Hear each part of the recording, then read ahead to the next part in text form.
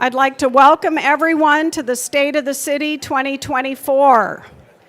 And I'm going to start this morning by inviting Valerie Guilmares to offer an opening this morning. Valerie, please join us. Good morning, Haihinipi. As is custom, I have a gift for the mayor. It's a braid of sweetgrass. Thank you. Thank you. Thank you. I'll begin this morning. We are gathering on the ancestral and contemporary homelands of the Dakota people. Further south, my grandfather said, there's ancestral lands of the Ho-Chunk people. The Dakota people have a deep connection to the land, this land. It is home to our creation, our present, and future. The land was given to the Dakota people by the Creator himself. This is a sacred bond which cannot be erased, threatened, or deliberately overlooked. A sacred bond which many of our Dakota ancestors, my Dakota ancestors, sacrificed all that they had to honor. Today, there are many Dakota people actively engaged in preserving not only the land, but our culture, our language, and our traditions. Together, let us acknowledge the history of genocide, cultural assimilation, forced boarding school attendance, and the ongoing systemic inequities, while respecting the strides that have been made towards some aspects of reconciliation, especially by our Mayor, Kim Norton, members of the City Council, Chow Metwala, and some members of the Park Board and Park Department. May this movement toward reconciliation never be forgotten and used to help improve the sense of belonging felt by the Dakota people and all Indigenous people. Today, I humbly acknowledge the work the city is doing, especially regarding the land located near Wakpa, Wazi Oju, the River of the Pines, made possible by the Silver Lake Expansion Project and the City of Rochester. We give thanks for all the stewards of this land, and today we pray that the good works and the good path taken will continue within the City of Rochester as they honor their commitment to recognizing the great Dakota presence that did exist here and still does. It is my hope that the spirit felt here today will renew each one present and bless all those who are engaged in the cause of peace, well-being, forgiveness, and reconciliation. Pinagigi, wopida. That is thank you in the first languages that were spoken on this land. Thank you.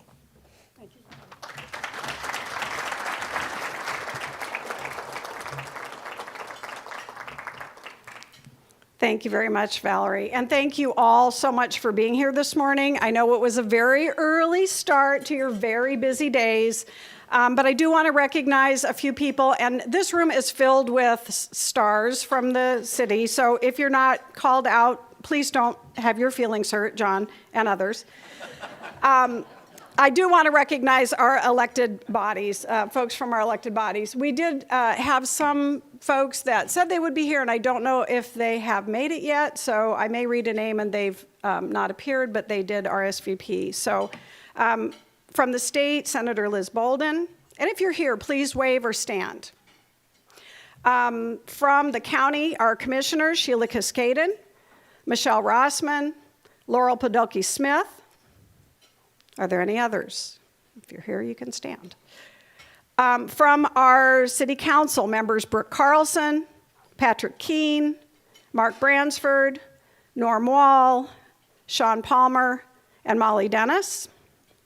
Also should mention our administrator, Allison Zelms, our police chief and fire chief are here. School board members, Kathy Nathan, Karen McLaughlin, Don Barlow, and Julia Workman. Dr. Piquel, I believe, I didn't know he was going to be here. Oh, there he is, but I saw him walk in as well. Thank you. Also with us this morning We have members from Mayo Clinic. We have John Rico Ferrugia and members of his Bold Forward Unbound team, Dr. Gregory Daniels, Bridget Avakanen, and perhaps some others. So if any Mayo reps are here, they can raise their hand. And I just want to let you all know that I am very grateful for your presence. And I'm giving the state of the city, but this really is the city and all of us working together to make this the community that we want. We also, I believe, have Lori Carroll from our university and Dr. Jeffrey Boyd I saw pop in. Some people are still coming. Jeffrey, thank you for being here.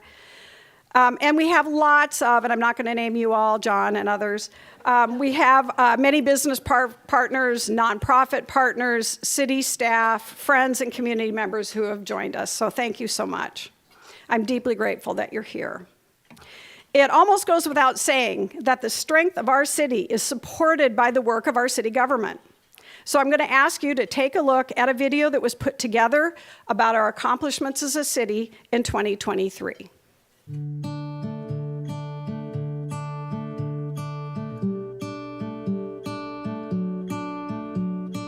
2023 was a year of collaboration, stability, and innovation for the city of Rochester. This year, the city was recognized as a top 10 large community, one of the best to retire in the United States, and the best city in Minnesota to start a new business. City teammates went above and beyond to serve residents, businesses, and visitors of our city while delivering on our strategic priorities of affordable living, economic vibrancy, and growth management, as well as continuously improving on quality city services. The set of themes that continues to grow year after year is one of connection and cross-departmental collaboration. No one department works alone to deliver all that is achieved in a year to our community. We are proud to highlight some of the brightest achievements of 2023. Teammates work year-round to provide the highest level of service, as well as enriching programs and activities to our residents, businesses, and visitors. In 2023, they brought library materials to our community in innovative ways, including a new book box at Fire Station 4 and bringing the bookmobile to each Forward Series concert. Rochester Public Music provided 13 consecutive weeks of music programming across the city, reaching a total of more than 30,000 residents and visitors, including more than 3,000 children. Parks and Recreation teammates provided exceptional park services to our community, becoming one of only 200 nationally accredited agencies in the United States and just one of 4 in Minnesota. The award reflects a commitment to maintain high standards in the delivery of parks and recreation programs, facilities, and services. Several initiatives to enhance public safety were implemented this year, including the Summer Safe Zone Initiative. This plan created a safety corridor in the business district, supplying extra downtown foot patrols by Rochester PD and contracted security in parking ramps. The fire department joined with local partners to help residents in nearly 200 homes prepare for winter with weatherization kits and energy assistance resources. The city's insurance services organization rating improved this year, mitigating increases to fire insurance rates. The rating considers many facets of city operations, including a wide array of fire-related activities, as well as water flow, connectivity of the transportation system, and other factors. A major part of public safety is planning for emergencies. Rochester's emergency management team created a new incident management system this year, reducing costs while improving operational communication capacity by an estimated 30%. With this new technology, the City of Rochester and our regional partners are on the leading edge in the emergency management industry. The city partnered with Olmsted County to leverage opioid settlement funding, doubling the size of the community outreach team by adding 4 social workers focused on drug and alcohol addiction to bolster the work of 4 current social workers who focus on mental health crises.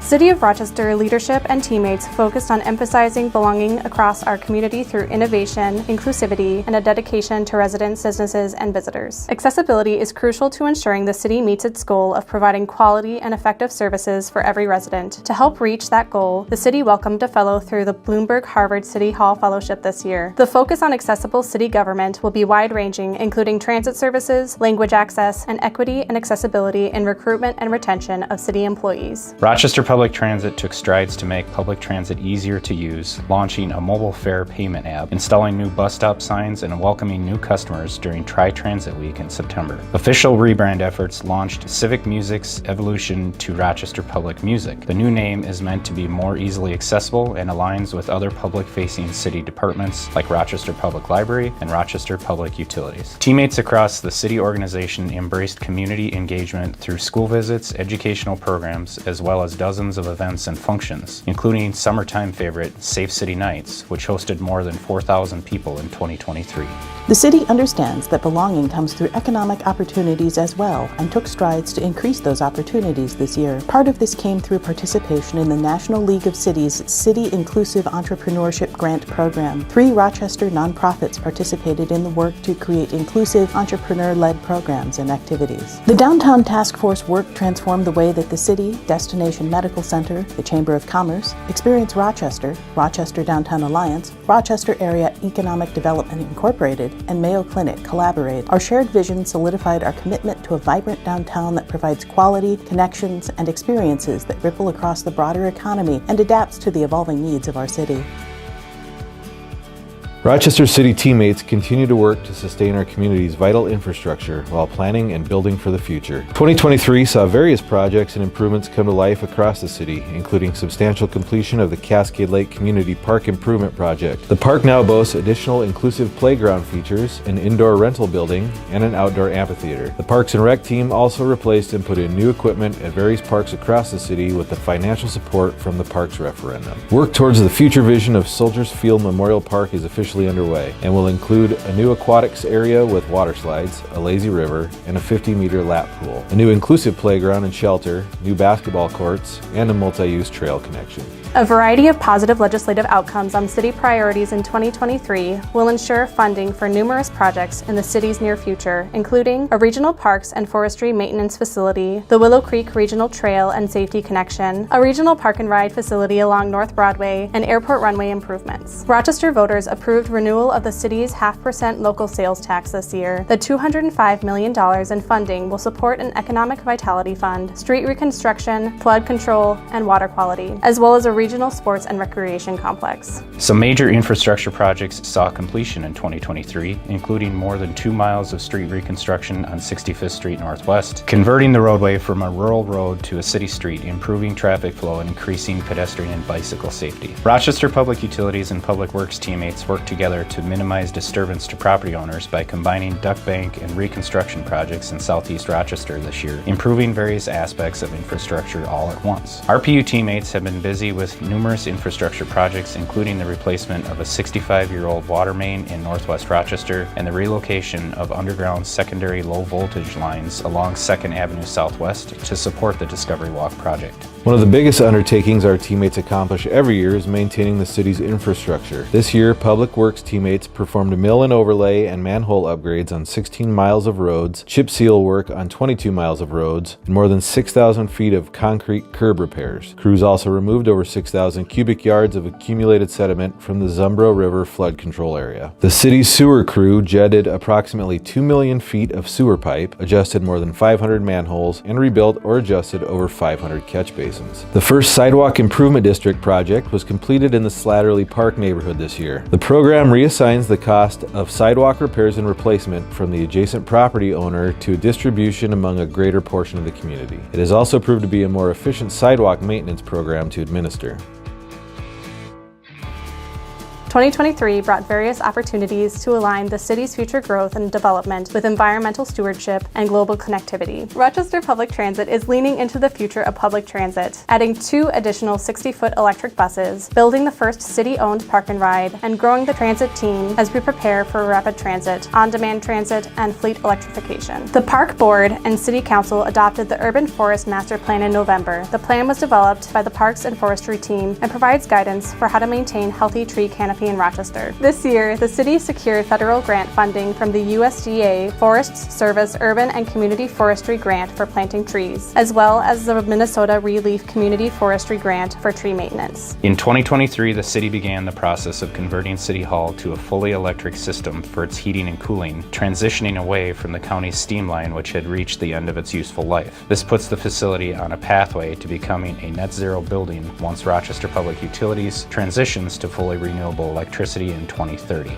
In August, the city kicked off its new Sustainability and Resiliency Commission after sunsetting the Energy Commission. The new commission will incorporate the Sustainability and Resiliency Community Action Plan into its work with an emphasis on the triple bottom line of sustainability to ensure environment, economy, and equity are all incorporated in the implementation of these plans. RPU worked with customers throughout the year to reach its kilowatt-hour savings goal for 2023, which was over 17 million kilowatt-hours. The savings are made through energy-efficient qualifying purchases, education, rebates, and energy expert support and guidance. RPU delivered transformers to its Marion Road substation, which will serve customers in southeast neighborhoods and downtown Rochester. RPU also completed its GT1 overhaul project, which included the rebuild of a turbine section that was installed in 1974 and hadn't been disassembled since 1992. Rochester reached gold level status in the Move with the Mayor program, following the U.S. Surgeon General's Call to Action Success Roadmap, which helps the Mayor's office identify city programs, policies, and services to improve health and physical activities. The City of Rochester hosted 17 Young Southeast Asian Leaders Initiative members in 2023. Teammates across various departments presented on a variety of sustainability and environmental programming or initiatives in places within the city.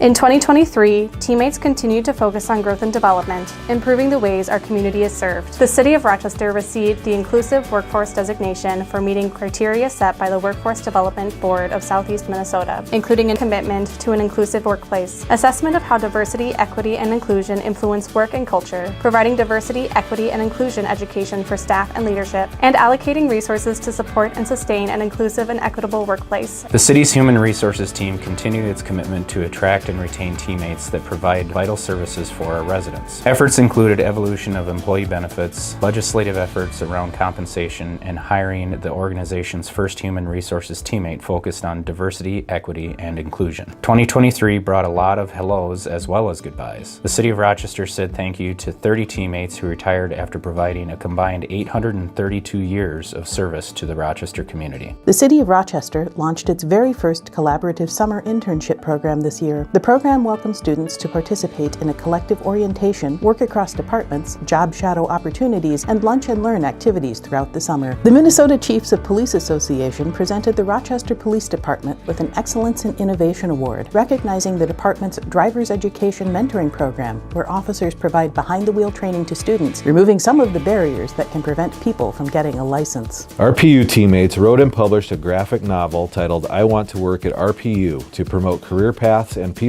who work at RPU and other municipal utilities. The book received the top award of excellence in the print digital category from the American Public Power Association. The book is available at the Rochester Public Library and the Bookmobile.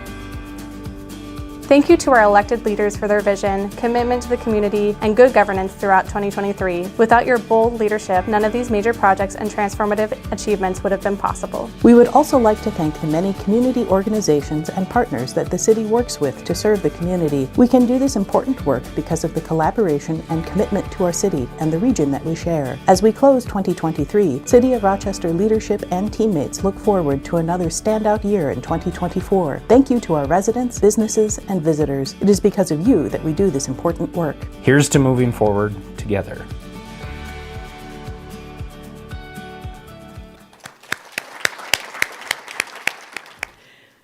Thank you. You'll definitely hear a little familiarity with some of these topics because what we started this past year will continue on into the future, and that is our goal. What a year it really was. I know this took a little bit of time, but I think people don't really understand what happens in the City of Rochester, and our staff work very hard on your behalf on these and other projects. So I really wanted to make sure, assuming that you weren't all watching the City Council meeting on Monday night, that you had an opportunity to see this. It really has been heartening this past year in 2023 to see Rochester experiencing a resurgence in community activities and social engagement. The increase in events and gatherings, especially downtown, allows us to support our local businesses, increases our joy and happiness, and rekindles friendships and relationships that really took a backseat due to health concerns for a time. Our city did see some churn, certainly, but also the addition of new businesses, restaurants, and event venues, which are now contributing to the city's vibrancy and our future growth. The rebound and successes we are witnessing is a result of hard work, determination, can-do attitude, and perseverance of our local businesses, and I really want to call that out, as well as the collaborative efforts of the Downtown Business Task Force, which you heard about in the video. And we listed all those partners. They listened to business owners and the community. They put the feedback they received into action, and they continue to meet, I believe today actually, and address issues to ensure the ongoing prosperity in this community. The work of this group is one of the many efforts that demonstrates that when we pull together, we can and do see results. A huge thank you to all the members of the partnership. One of the distinguishing qualities of Rochester has always been compassion and care for others. How our extraordinary residents care for their neighbors, visitors, and workers in this community. At last year's State of the City message, I appealed to our community to help curb the trend of rising incivility that plagued our civic discourse. And I'd like to extend a huge thank you to those who took that message to heart. It has made a difference. Efforts are now underway in Rochester to foster a culture of respect and civility through a new Year of Respect movement. This movement aims to create an atmosphere in which disagreements can be addressed in more constructive ways. We seek ways to value and appreciate others, and we recognize the fact that although we may come from different backgrounds and perspectives, we share a common physical home called Rochester. Pastors, respected community leaders, and compassionate residents are pulling together to try to create a Rochester atmosphere that we can all be proud of. I believe it is imperative that we seek to maintain the positive, caring, and healing reputation that has made this city renowned. And there's some information over on the table. I encourage you before you leave to go check it out, and I think Wendell and some others will be here to answer questions if you have them. Exceptional cities attract exceptional investments. Or maybe exceptional investments birth exceptional cities. Or maybe a little bit of both is true. Either way, it would be hard to overstate the magnitude of investment in our community that was announced this fall by Mayo Clinic when it unveiled plans for Bold Forward Unbound. The announcement has elevated both Mayo Clinic and Rochester on the world stage. The $5 billion with the B dollar investment is unprecedented in our state and nation and is going to be truly transformative. As Mayo sets a course to revolutionize the practice of healthcare with innovations in service and care, I know our community can and will rise to the occasion. Rochester will continue to welcome and care for patients and their companions, providing experiences that make visitors want to return. And we will continue to build a community that the most talented workforce in the world will be happy to call home. Another Mayo Clinic investment that I wish to personally recognize was the one it made in our children when it donated the needed $10 million this fall to our Rochester Public Schools. I watched with dismay the outcome of the recent school referendum, and like many, was stunned and worried for the future of our children and for our district. I have to say that I was overcome with emotion. Aaron heard that. I'll do it again. When I heard of the generous gift from Mayo Clinic, which provides needed gap funding and invaluable support for Rochester's children in gaining the education and skills they need to lead our city and country into the future. As a former school board member, I am grateful. As mayor, I am touched and proud to represent you. Sorry about that. And I would ask that we all thank them for both of those investments in Rochester.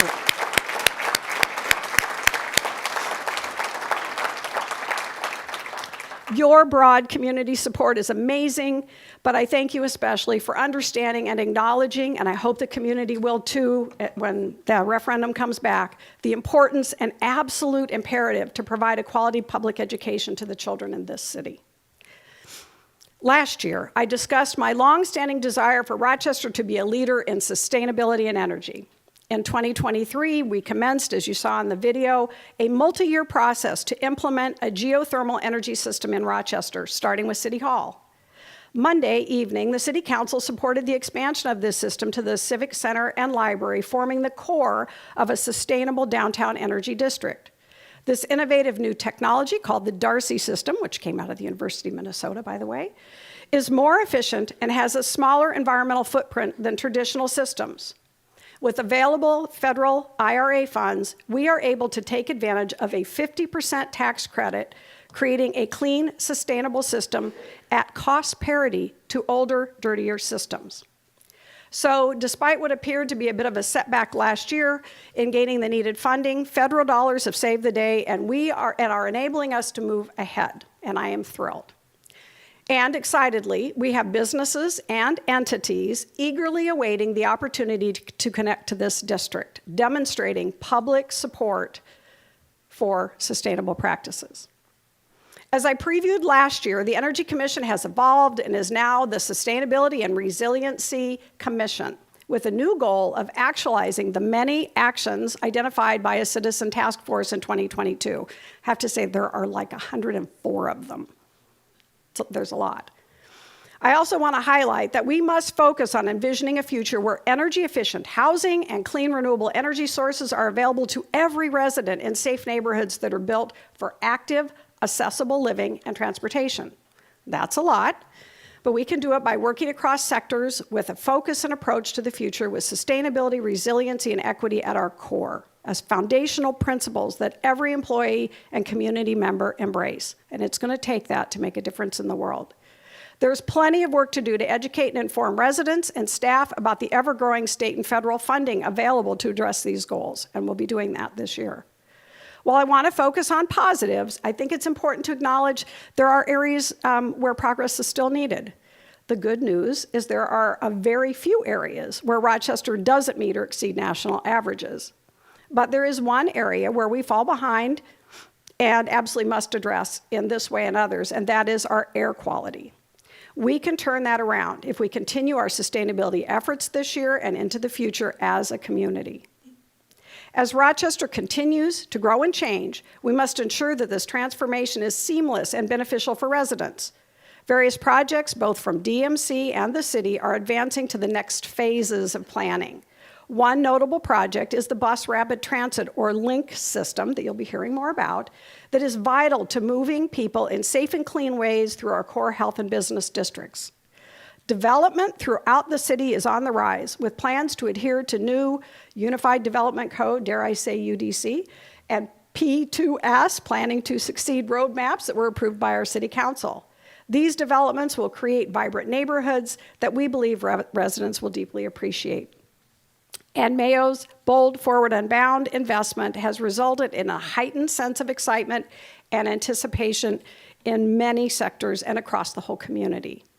I know Council President Carlson and I both share a commitment to assuring our partnerships and communications stay strong during this important time of change, and perhaps she'll touch on that in her comments.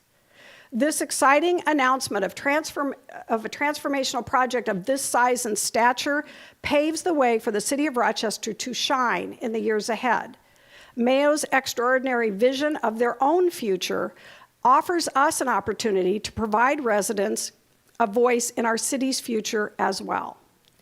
As I look ahead to a seemingly distant but exciting future and accept the certainty of change, I am convinced that we must take great care to not allow the future to roll by day or project by project. To guard against this, I believe we need to use a microscope and a telescope. The term backcasting rings true here. We look to the future that we envision, and then we set policies that we need to get there. Our success relies on the intentionality of our actions.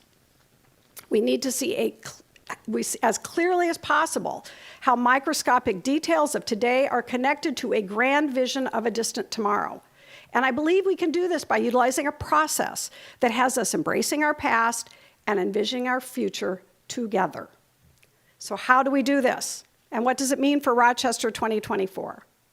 I've spent considerable time thinking about this and have explored successful models of collective visioning in other communities. I'm looking at models that can involve a broad swath of folks with a simple process that can be utilized by neighborhoods, clubs, nonprofits, and even individuals who would like to have a say about the direction we're heading as a growing city. Mayo Clinic has been in a years-long planning process that led to their announcement, relying on a core team to create a plan, and so must we. It's telling that their model describes an approach to care which considers neighborhoods, connectivity, and social needs, all timeless community concepts. Likewise, we must examine those ideas as we determine our long-range hopes and dreams for this community by using a telescope to imagine our goals for the next 20 to 25 years. What kind of experience do we want our children and grandchildren to have in the city? How can we honor our past while adapting to the present needs?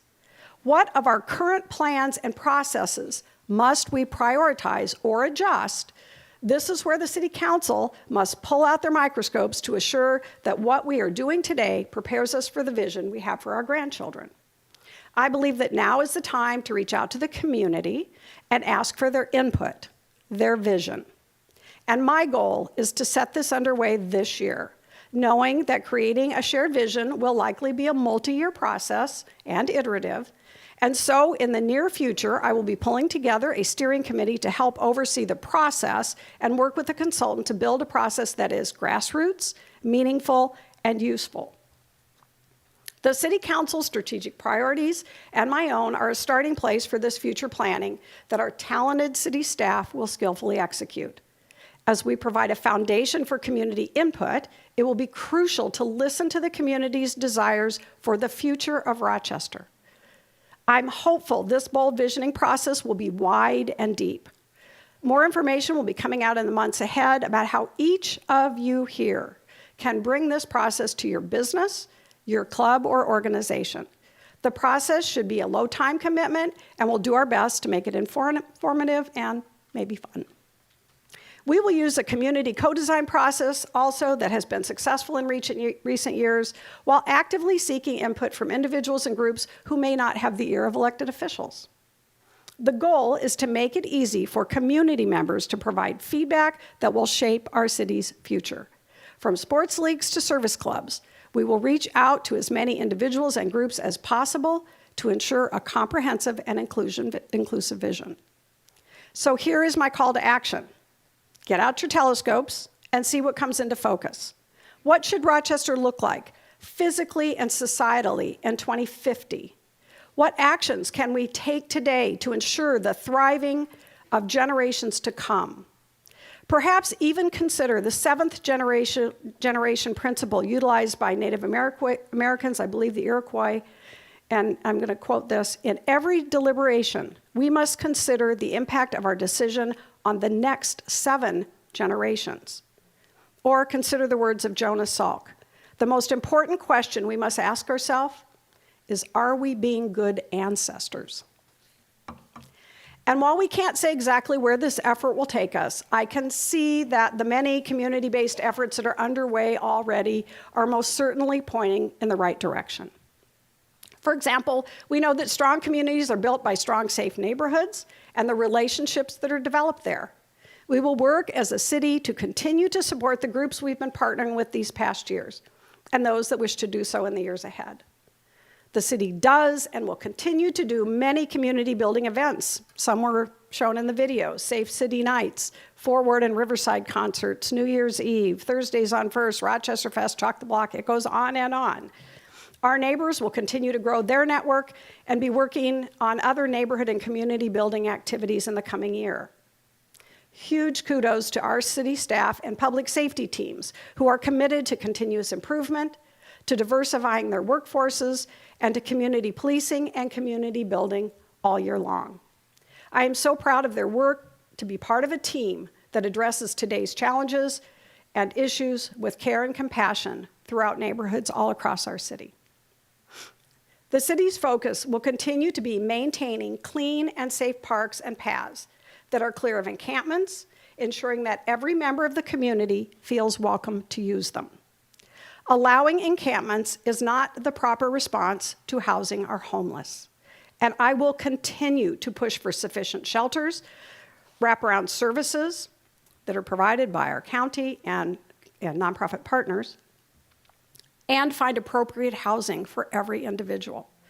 While we've made headway through council approval of a new housing development, we know that more needs to be done, and I believe the county is working on some great projects as well. One opportunity, aside from TIF, that we have control over as a city is utilizing land that we own for housing to drive down costs. I actually talked about this when I ran for office 5 years ago. There are developments on the horizon with new opportunities that avail themselves in the soon-to-be abandoned city and county parking lot behind Ironwood Square and Midas Muffler. And I believe that they should be prioritized for affordable living for families and seniors. It's already in our long-range plan. But as those sites become empty, I'm suggesting that if addressing the housing crisis is a priority in Rochester, that we take advantage of those empty lots and consider moving that project up on our priority list. And in 2024, we are anticipating the opening of the new Soldiers Field Pool, Lazy River, and playgrounds. The excitement of this is palpable among our families and children. And a renewed Silver Lake Park is in the works. And yes, I am still an advocate for removing the mechanical dam and replacing it with a safer and more usable riffle dam, and I know that's controversial, but that process will sort itself out over time. And in the meantime, we can celebrate the possibility of a new pool and skate park on that site as well. As I just mentioned, a strong park system and green space is vital to a livable, healthy city, and we are fortunate to have many such places that we can explore. And so I set out to work on this Move with the Mayor initiative to get folks moving on our trails and elsewhere. National data continues to tell us that Rochester has a population that is above the national average for obesity. And my hope was to partner, and is to partner, with others to change that dynamic.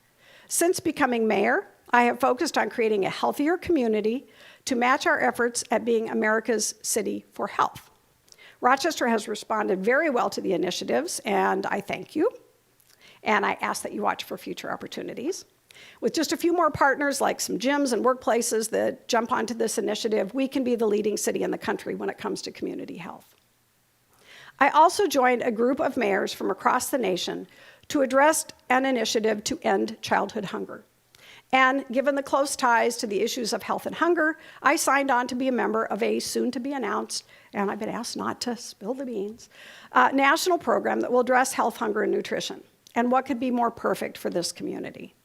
With our new council-approved policies on active transportation and improved transit, our strong local farmers market, our wonderful community gardens, and the work of our master gardeners and extension division and their partners, with Rochester Clinic and Mayo Clinic focused on health, healthy eating, and heart health, we can make a difference.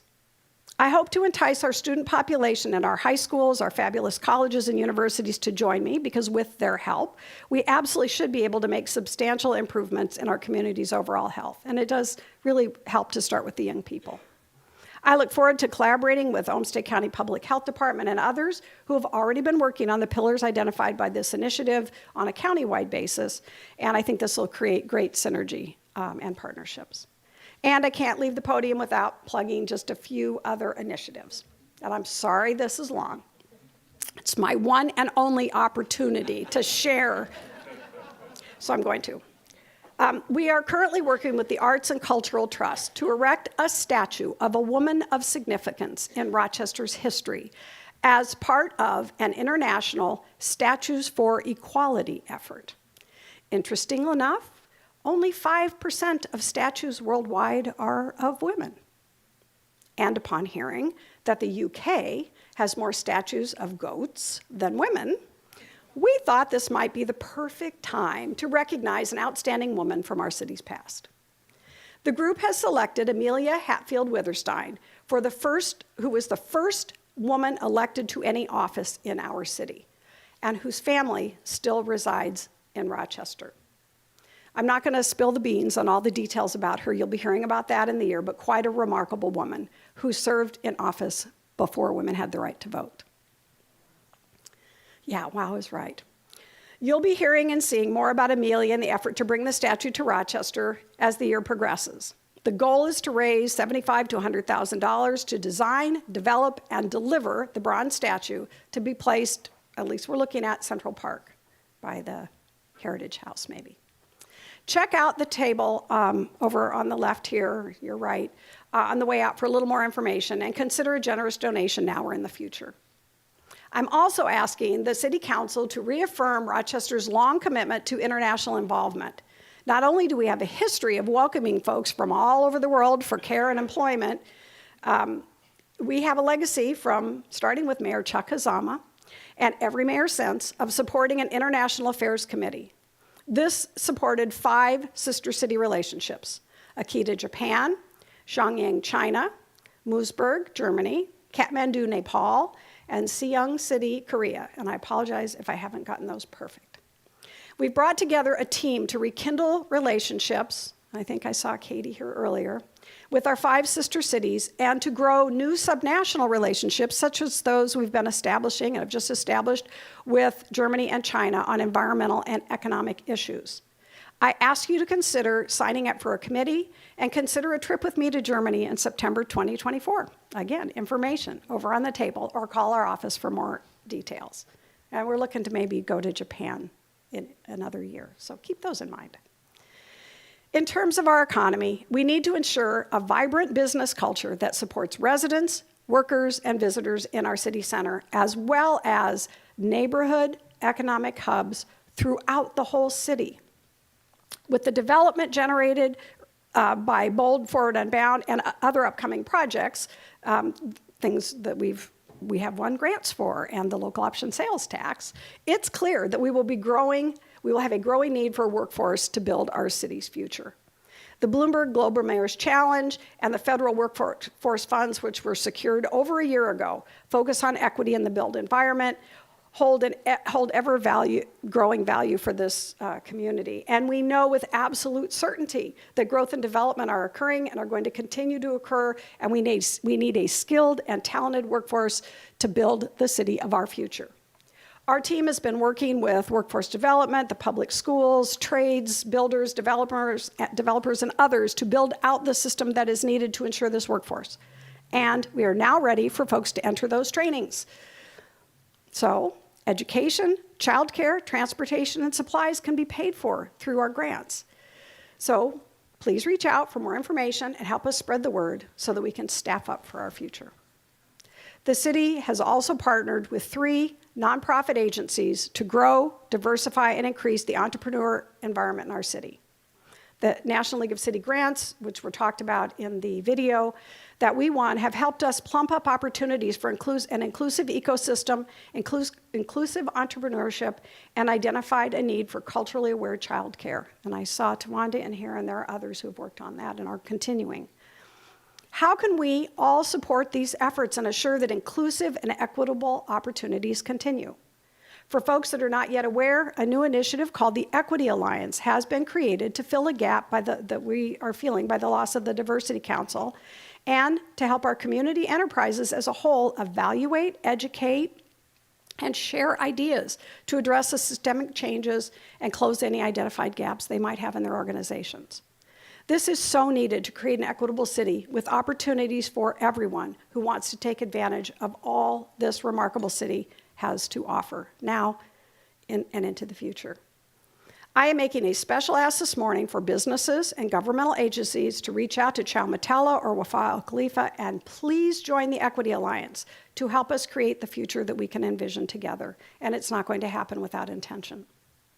So think about grabbing your telescope and joining me in seeing and setting our future, Rochester 2050. What I'm asking for is for you to start thinking about the future that you want to leave your children and grandchildren. Be innovative, creative, and dream big. Please, please also step back into the legacy that we have always had in the city for volunteering and supporting our nonprofit organizations and clubs. If you have the means, donate to the cause that you care about, whether it be your library or the Boys and Girls Club. There are hundreds of nonprofits that do great work. I see some folks from our disability community as well. Please, please support these organizations. Government plays an important role, but in this country and in this city, nonprofits step up to help where government can't. That's part of the foundation of our country and our country's experiment in democracy. And I have a de Tocqueville quote from 1840, if you're not aware of our history. Please support our nonprofits, volunteer, get back into those service clubs, and get this city moving. So together, we can create an even more livable, lovable Rochester. And I know this has been a little long, but as I said, it's my one opportunity to have my say, and so I took it. And I'm going to have, for the rest of the program, our 3 leading elected governmental officials. I'm going to ask Brooke Carlson to start, followed by, I always want to say Senator, I'm sorry, Commissioner Sheila Cascaden, and School Board President Kathy Nathan, and they will just come up and share a little bit about their vision. I want to thank you again. I'll come up and thank you at the end, but thank you for being so attentive and patient. If you need more coffee to get yourself back awake after that long talk, do so. And Brooke, would you be willing to come up?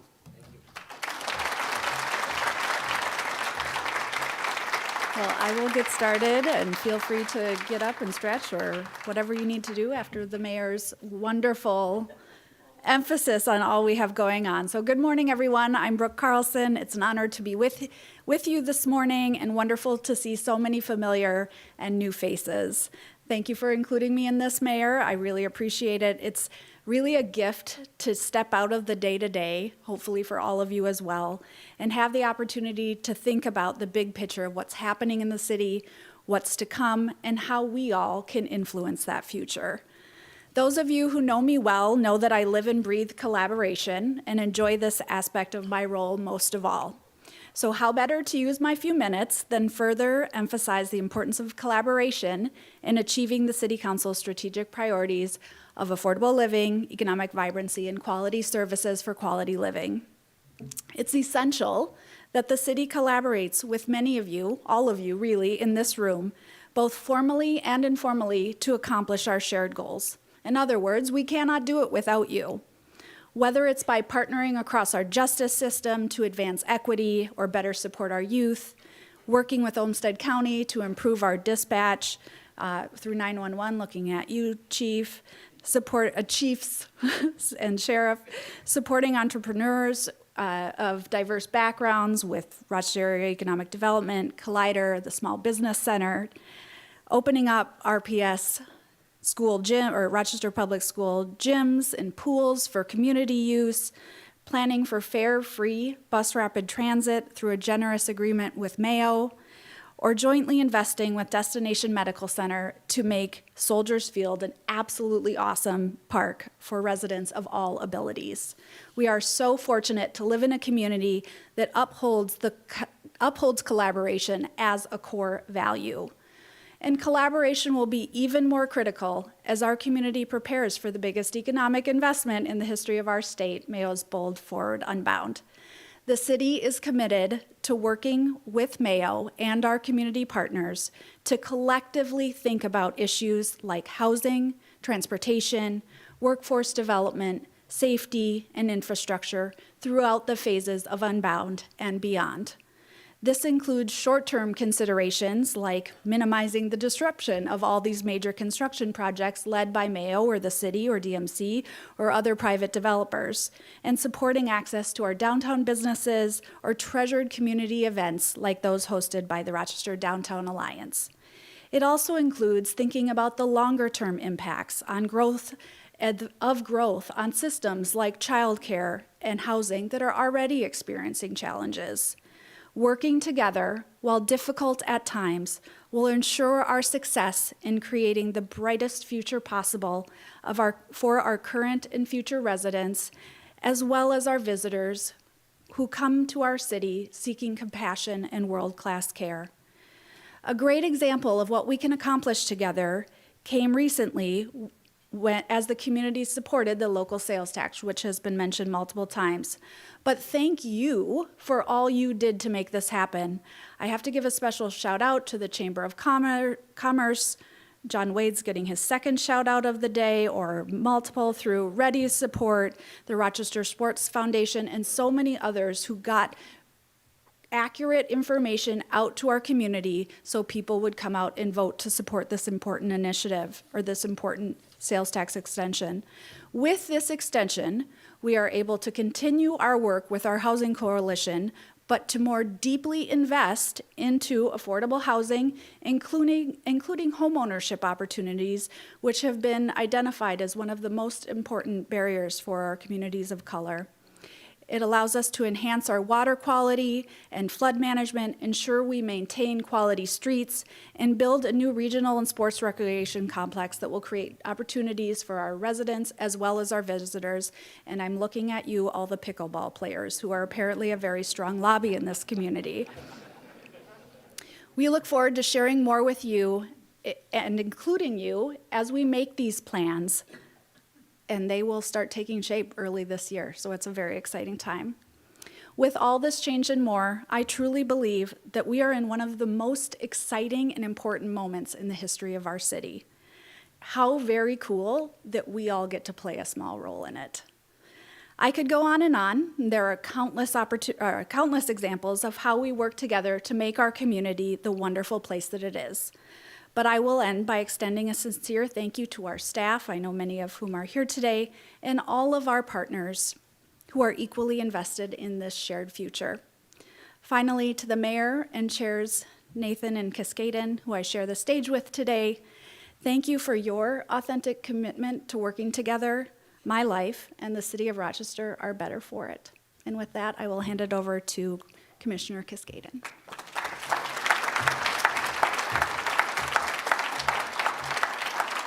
Well, I did have prepared comments, but then I don't do very well with prepared comments because it makes me more nervous. So I had a little outline of what I wanted to talk about. But I'm not even going to use my outline because I really think the mayor did a really great job of outlining all the ways that the county and the city have to work together for our future. You know, thank you, Mayor, for allowing us to have some time. I would love to have a PowerPoint to tell you about all the things that are going on in Olmsted County because we're proud of our accomplishments as well, and we have a vision for the future as well. Our vision is we really want to be a vibrant community where all families thrive, where everyone thrives. And so we know with Bold, Forward, Unbound, we are facing some amazing new opportunities and some challenges. With the kind of growth that's projected, how do we accommodate that growth? How do we prepare for that growth as been called out? And we know we're going to have a lot of new employees, some here temporarily, some here permanently. So how do we have the services in place that are going to meet the needs of our residents and our visitors? And particularly for our residents, we need to have a place in our community where everyone can find a home that they can afford.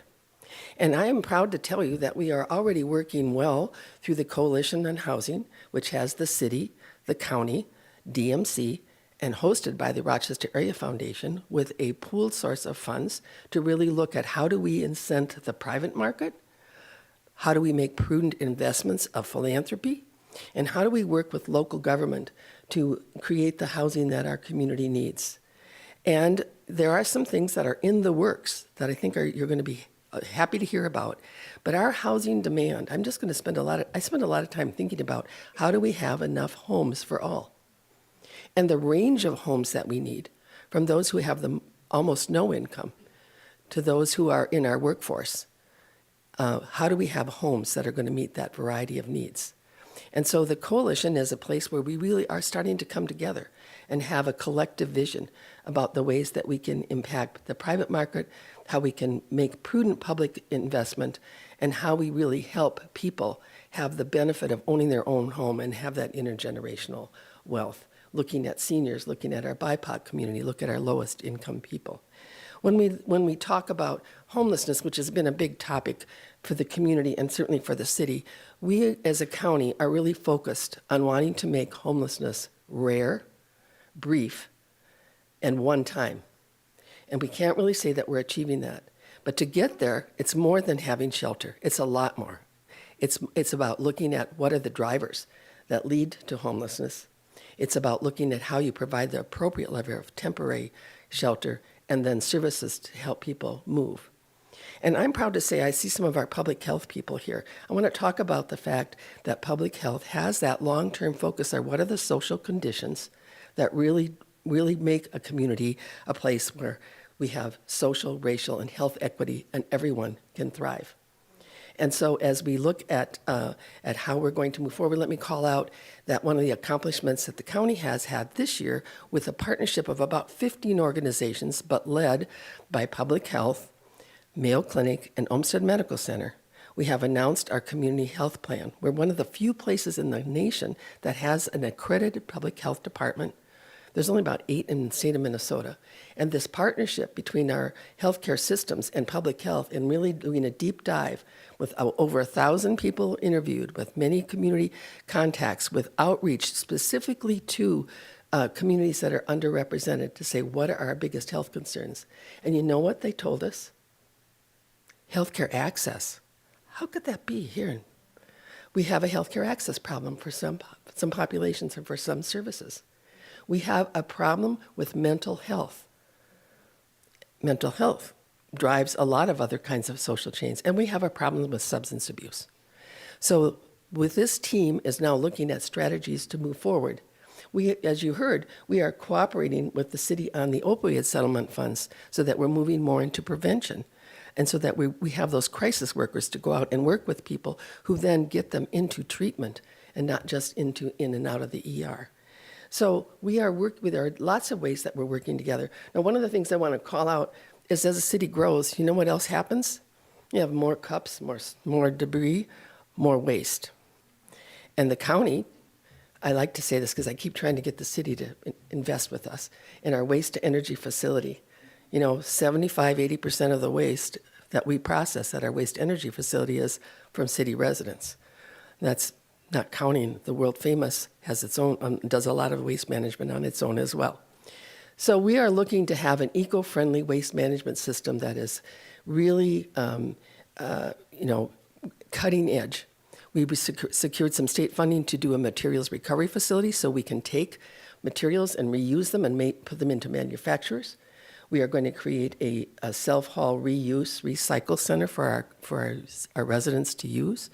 And we really are looking to make that as eco-friendly as possible. So waste is a big problem, not a problem, but we have to do that in an eco-friendly way, in a way that we don't have environmental impact. And we've looked as a county at our own climate impact, and we are looking to make a lot of changes so that we have less impact on the environment with the services that we provide, with the buildings we own, with the fleet of cars that we manage, and we're looking to be as friendly as we can with our climate plan. Citizen engagement. The last few years, I can't imagine a place that we aren't more aware of the fact that we need to engage with our citizens as we deliver services, as we look to our future, as we design to what the people want. So we have the co-design process. That's great. We're using it too. But how do we have authentic citizen engagement in planning for our future and evaluating our services and meeting our residents' needs? And we are looking at continuing some of our current advisory committees, but creating a new set of community connectors. We'll be announcing more about this in the future, how those community connectors will reach specific communities and connect so we hear directly from the community about what their needs are and we can get direct feedback from them on how we're doing. Citizen engagement is an important part, and I congratulate the work that's going to be happening on reducing and promoting civility and trust across our community. I do want to call out that we as a county have responsibility for all the elections, managing the elections. This is an election year. It's a big year. There's going to be county board members, city council members, school board members, and of course our legislators up for election. We won't even mention Congress and the president. Okay, won't mention that. But election integrity is a really big, important issue for many, many citizens, and I want to assure you that we are meeting all of the state standards. We have a robust system in place. We have a bipartisan oversight for our election system, and we're going to count every vote accurately so that it reflects the will of the voters. That's an important part of what we do on behalf of our city, our county. We have a lot of ways that we can move forward and collaborate more deeply across our community. We endorse that. We seek that. We want to partner with the city, with the school district, and with our citizens.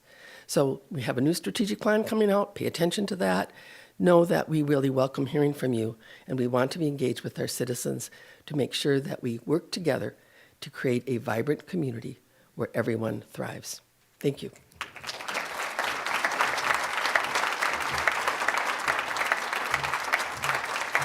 Good morning. It looks like I get to round out the speakers. My name is Kathy Nathan. I'm board chair of the Rochester Public Schools. Thank you, Mayor Norton, for the invitation to share an update on what we're doing for our children. And I'm going to go off script here for a minute, and I just can't help but be struck hearing all these presentations about how fortunate it is for our children to be here living in this community of Rochester with such visionary leaders, with such commitment to the well-being of our children and their families. And so I'd like to share a little bit about the part that Rochester Public Schools is playing. In June of 2022, the school board approved a 3-year strategic plan that came from a year of intensive engagement with our community. It's an ambitious and visionary roadmap that reflects what you told the district to focus on, to improve academic outcomes, build student and staff wellness, and give our students their best chance for success in learning and in life. The RPS strategic plan has 15 essential objectives, each of which is a building block to the world-class school system we're trying to create. I'd love to tell you about all 15, but I'm just going to give you some highlights this morning. We're implementing a multi-tiered system of supports, or MTSS, which makes supports available to meet whatever level of academic or social-emotional needs a student may have. We're using assessments to identify each student's needs and skill gaps, and implementing software and curriculum tools to target staff and instruction to deliver these supports to students when and where they need them. This work is especially important in transforming our approach to literacy and implementing the READ Act, so we can meet our commitment to having every child reading at grade level. We remain committed to ending disparities in learning and discipline for students of color in our approaches to equity. For us, equity simply means that every student has what they need to succeed, and those students who need more get more. In discipline, we are committed to the implementation of restorative approaches, such as Kellogg's CARE program. Instead of suspending a student out of a building, the student works with school staff on lessons to address the behavior and strategies the students can learn to approach situations differently in the future. Parents are invited to a conversation about what was learned during the lessons before the student returns to class. Another important priority is building post-secondary and career pathways. We're very excited about a new software called Zello that will help students, staff, and families engage in and track a post-secondary planning process starting in elementary school.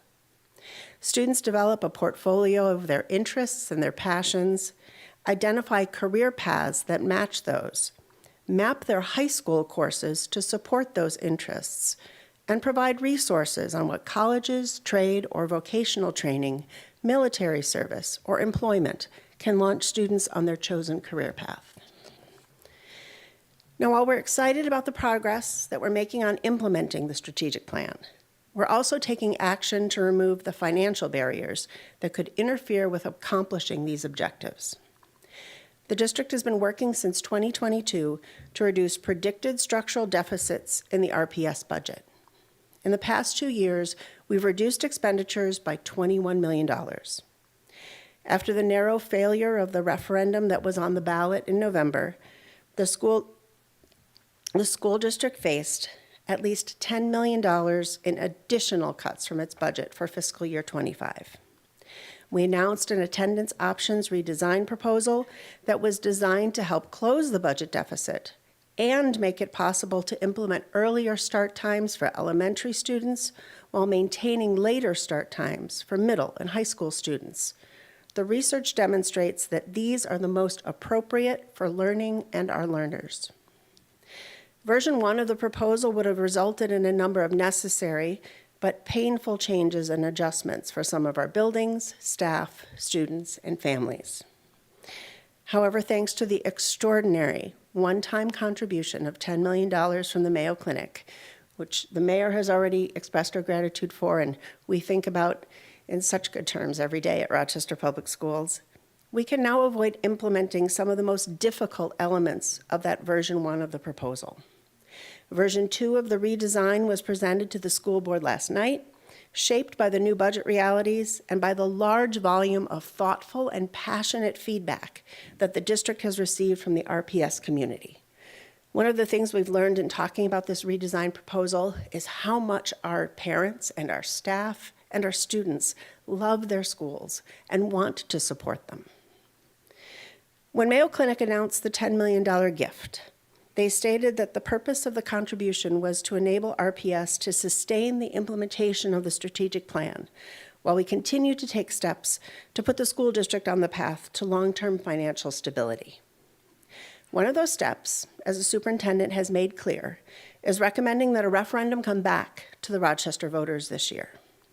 The superintendent has also emphasized that if we are not successful in securing passage of the referendum, even more difficult budget reductions and other changes will be required for fiscal year 26.